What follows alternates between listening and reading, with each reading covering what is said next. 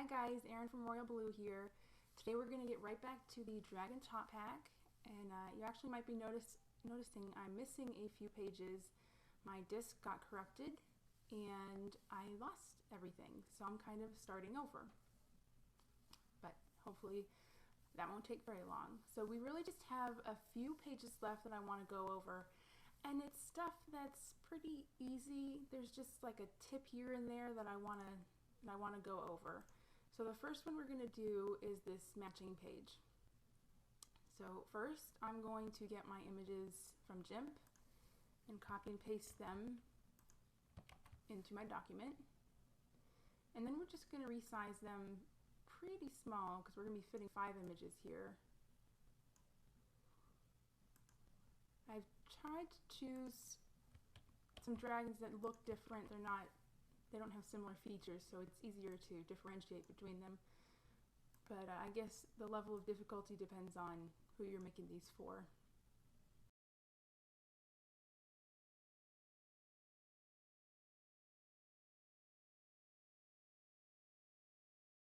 Okay, there, we've got our 5 dragons. Now first, I want to get them lined up nice and straight because it looks nicer. So you're going to select all of them, and then go up here to this, looks like a bar graph tool called alignment, and we're going to select the one that's centered vertically. And there they are, all nice. Now we're going to copy these, and we're going to paste them just as they are, and drag them across. And now we're just going to mix them up. I kind of just like to switch them to another place and just see where that gets me.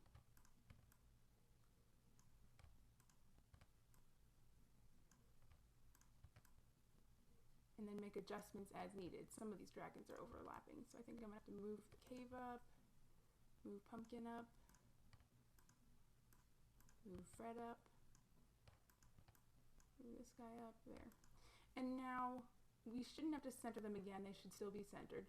But that's essentially how you make that page. You might want a heading. I would suggest having a heading, dragon matching. That's not in my usual font. I like having one font throughout the whole thing, just so it looks a little bit like it belongs. There we go, dragon matching. And that's how you make a dragon matching page. So the next page we're going to do is the shape tracing. And I'm just going to show you how to get the shapes and how to get them dotted or straight lined, and we'll go from there. So we'll do a new page. I'm going to copy over this heading. Maybe.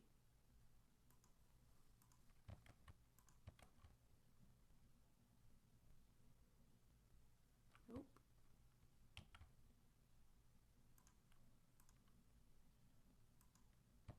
Copy. Shape tracing. I really like the shape page because it has a whole bunch of shapes on one page. Now luckily in LibreOffice you have all the shapes right there for you. I'm not sure what they have in Microsoft Office. So down here is going to be your, I guess, your shape panel. And you've got your standard shapes, your rectangle, your oval. Now this is a rectangle if you don't hold shift. If you hold shift, it turns it into a square. And it's the same with the oval. It's an oval if you don't hold it down, hold down shift, and it's a circle. And most of the rest of the shapes are right under these 2 tabs. So you've got, oh, I like this, the rectangle rounded. It just gives it rounded edges. It really comes in handy for other things. You got square, square rounded, circle, oval, circle pie, isosceles triangle, right triangle, trapezoid. You've got anything you want.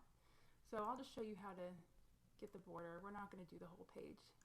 So now you've got a diamond. We don't want this blue, so we're just going to go up to color, none. But we do want the edge color to be a nice gray. So I'm going to put on a, I think, gray 4. And then I'm going to increase right here the line width. I made mine fairly thick, probably 0.2. And I like that for the thickness on these. The idea is that they trace on the line, and you want the line to be pretty light. Now if you want the one with the dotted lines, you just go to this spot over here, and I can't remember which one it is. Find dash, let's do that one. And as you increase and decrease, you're going to see the different lines that you get. So you can do that with any of these shapes. If you look under the smiley face tab, there's the crescent shape, the heart, there's just a couple more. And of course you have arrows, and down here at last is the stars. And that'll get you all the shapes that you want. And then you're just going to copy and paste your images in, which we already know how to do. The last thing we're going to go over is the lacing pages, which are possibly the easiest pages. They're just also the most tedious. So we're going to get Fred. And Fred is going to be our lacing page today. And what you want to do is get the circle, or the oval, and make a really tiny little circle. Now I'm going to make the background white. It's going to go over Fred, so we don't want it to be clear. And then I'm going to make sure this is black, and it needs a decent thickness.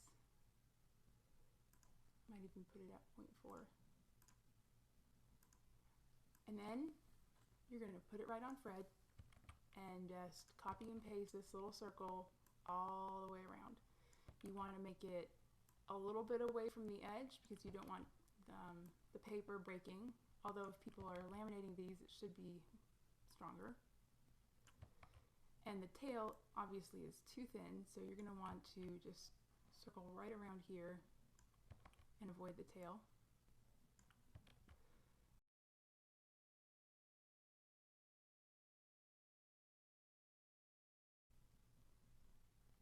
And that's our last dot, and now we have a dragon lacing page. Of course, you'd actually want it to say lacing page on top so people understand why there's an image with a bunch of little dots on it, because it's not completely obvious.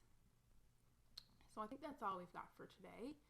I think next week we will start on the pre-K packs, or maybe I'll show you how to make an image out of all this, so if you want to share it with people, you can show them how nice it is beforehand. But either way, next Thursday we'll have another video up, and I'll see you next week.